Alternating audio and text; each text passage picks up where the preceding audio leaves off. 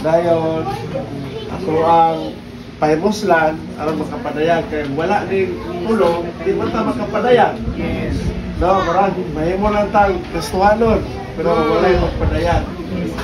Salamat sa Ginoo kay kitapos gyud sa kapitulo 13 ni Pablo ang unang Korinto sa palingon nga mag-uban yun ninyo ang grasya ni Ginoong Kristo. Wala niya giuna ang gugma, kundi ang grasya ni Ginoong Kristo. Kaya ang grasya di ay mauna si Kristo may igsoon. Lalahin mong espiritong malangkugod sa tanan. Wala ato ang sa niya ato ang title. Ang sa niya atong title, si Kristo ang grasya sa Diyos, no? Ang grasya sa Diyos o ang malangkubon. So, nahimong malangkubon si Kristo, pinaagi kay nahimong man siyang espiritong tagatagong kinabuhi. Kung unsay mo si kinanglan, mao siya, no? Kung nanginanglan ka, mura ba na ang mensahe ani, nag-example tong nag-example tong speaker ani nga nag-mensahe sa nga mura ba tsike ba? Pirmahan na sa tagya sa tsike. Ikaw na lang magsulat o pila yung gusto. Kung mayroon kayo magsulat ka 10 million, ikaw rin magbuot.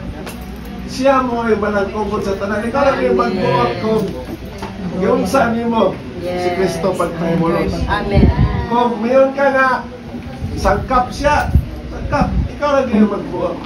Basta kay makasinati lang yung ta aning malangkubon nga Kristo may igsoon. Kung dili ta makasinati ani ang atong buhat, wala yun. Gapon, natando ko gapon sa dili unta ko mapil gapon kay murag galain pa kung lawas sa gilantan pa yun nga ubusin po. Nga kay sige magsimpton ni atol ko testig tiguman kay para ka makadungog ko nakadungog ko ng igsoon niya.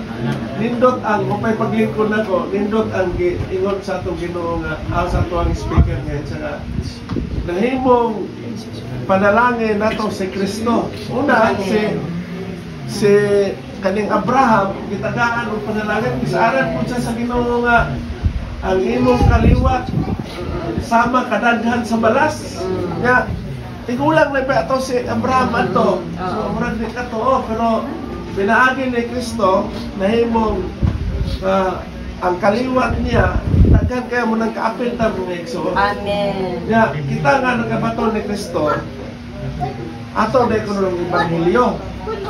Ayo naay giingon atong igsoon dito nga sa Roma 8:8. Basahan ng Roma 8:8 niya.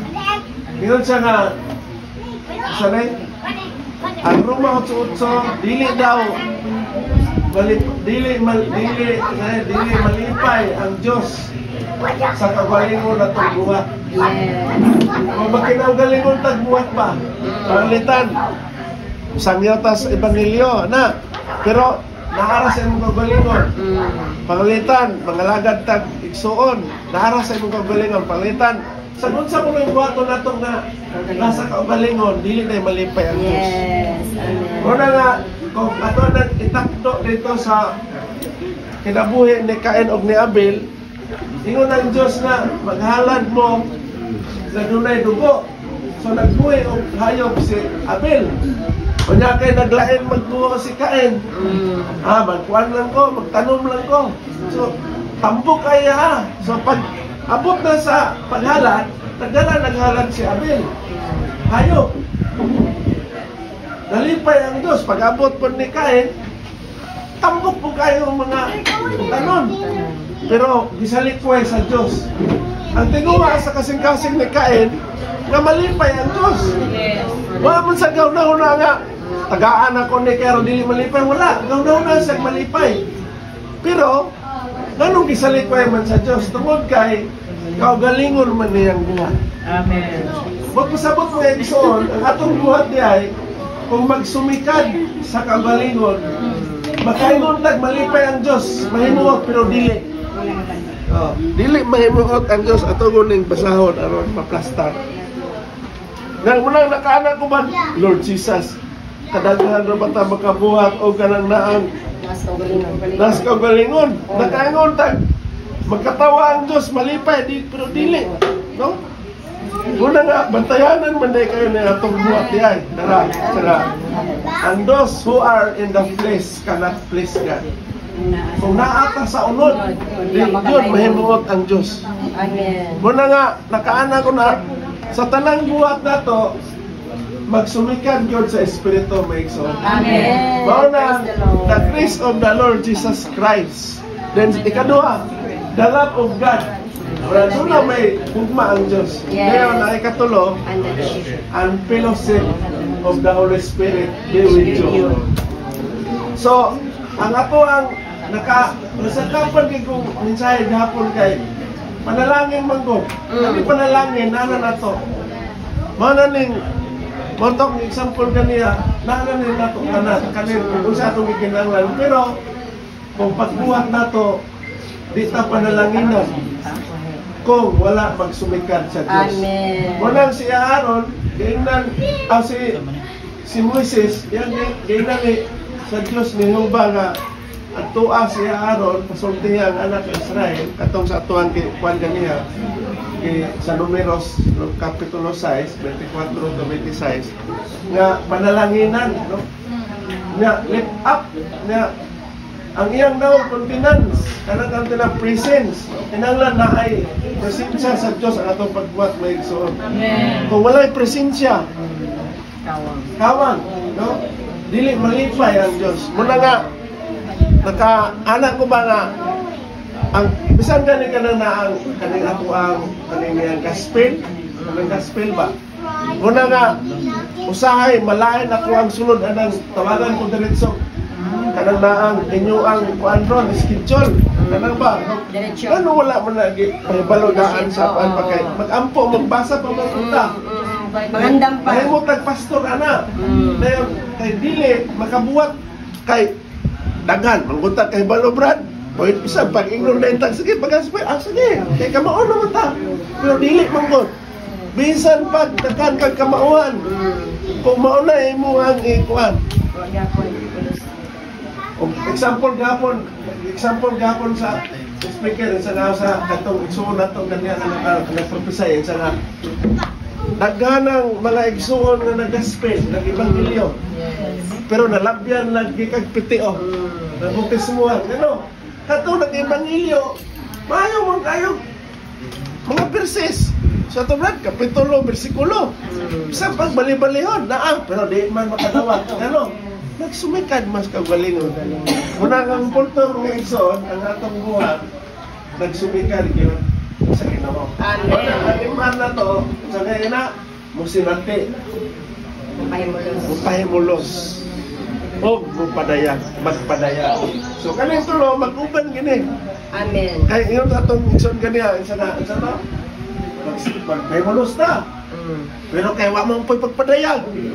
Narusa, wala po na sa tubad. Wala. Ha? Ilamo. Munang kung magpahimulos ta, napo, kaya normal tag. Balo-balo mo pa pagbasa. Basa o MR. Wala tulog. Diba? Wala tulog.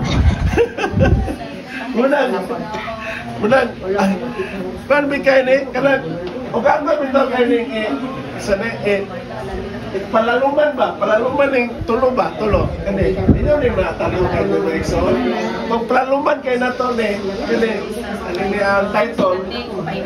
Oh, mapurik yun ta kung palaluman nato ni. Yes. Kaya no. Now, una, makurik yun ta kay. Di man yun ta makapadayag kung di ta makapahimulos. Yes. Di po ta makapahimulos kung di ta makasinati.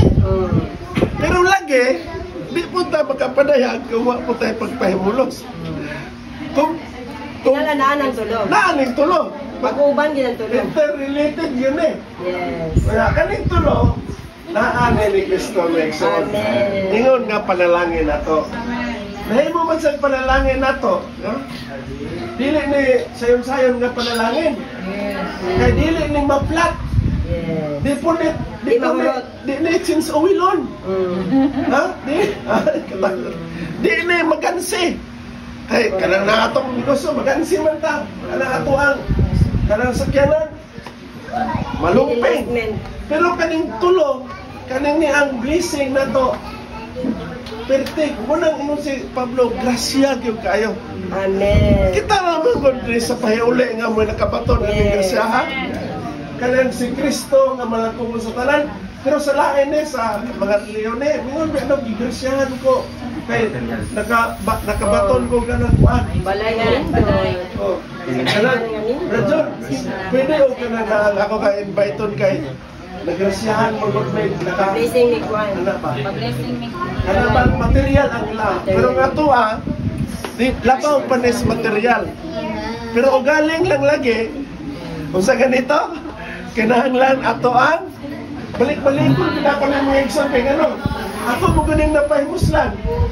Balik-balikon gina ko, kinahanglan lagi, nga atong sination. Kaya kung bubasa taong Biblia, sakto, wala problema. Aron doon na tayo, doktrina. Pero kanang doktrina kanang pulo, kanang mo doktrina, dili lang na kanang doktrina nimo. Kinahanglan ato nang pauswag. Amen. Ayaw mo siyang kinabuhi. Atong ikinabuhi. So kung kanang makinabuhinan nimo, doon na ipagpadayan. Yes. Munang sa mga Kristohanon, di yun ta maningkamot o ato-ato, kundi magsalig yun ta aning panalangin nga ato ang Amen. dili ka ta magnaunag. Kinahanglan gid ko magpadayag gid ko kanang kuan, mayo. Dili. Kung dili, si Kristo ay kunig. So, salamat sa Ginoo. Ang muratag si Pablo, no? Ang grasya ng Ginoong Kristo, ang gugma sa Diyos, o ang pakikamit tayo sa Espiritu Santo, manaan natong tanan, Mekso. Amen. Salamat sa Ginoo. Amen.